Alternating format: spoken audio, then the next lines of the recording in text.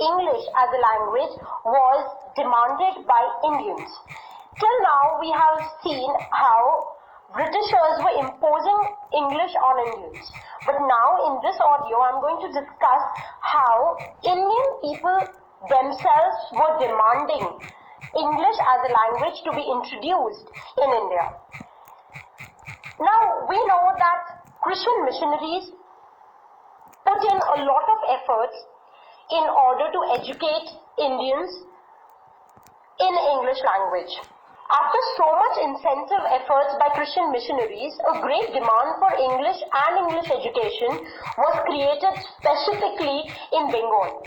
Now, there was a committee of public instruction that was under pressure to introduce English as a medium of instruction.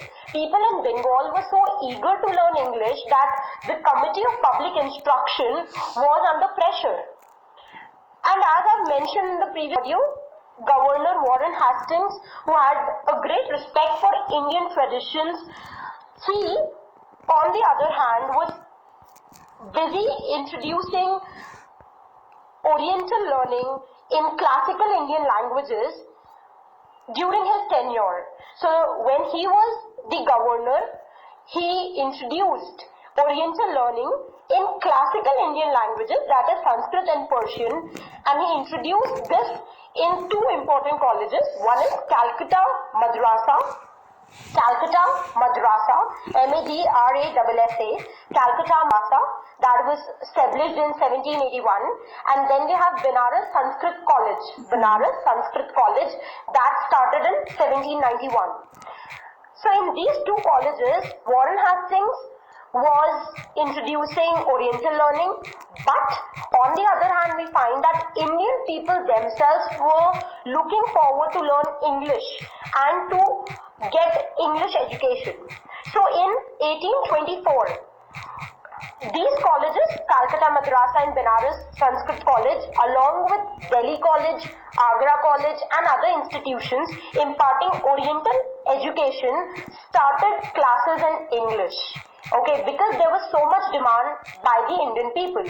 In this way, the foundation of Oriental learning and Indian classical languages, which was laid by Warren Hastings, was destroyed by the missionaries.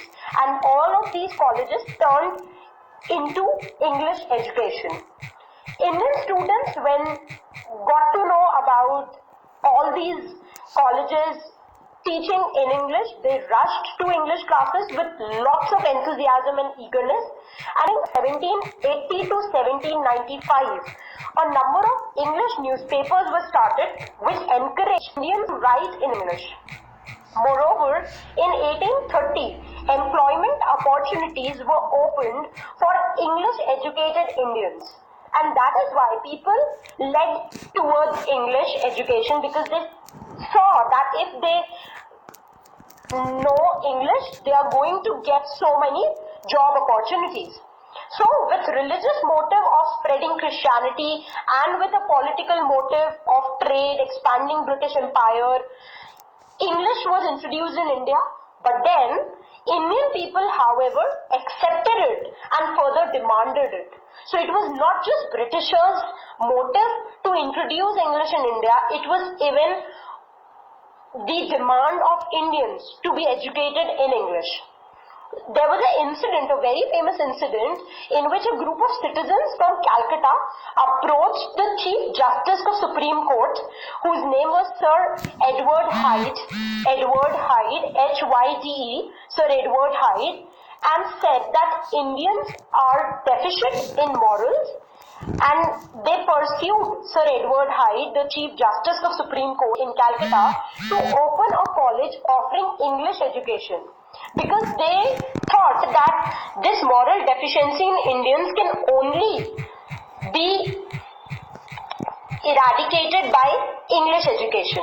In fact, the great social reformer Raja Ram Mohan Roy demanded for Western knowledge in India, and in his view, English was needed to modernize Indian minds, to nourish the growth of Indian thought, and to widen the vision of Indian people. We are going to look at Raja Ram Mohan Roy's contribution in introducing English language in India in the next audio lecture. But for now, I would like you to understand the fact that after the demand for English education arise from the Britishers, there was also the need and demand for English education Indians themselves. So English education was in great demand, and therefore the British government changed its strategy to allocate funds to support English education.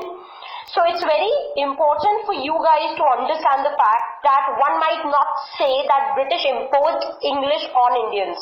Rather, they recognize that Indians are in need and they are going to get benefited from English education. That is why it was introduced in the Indian subcontinent.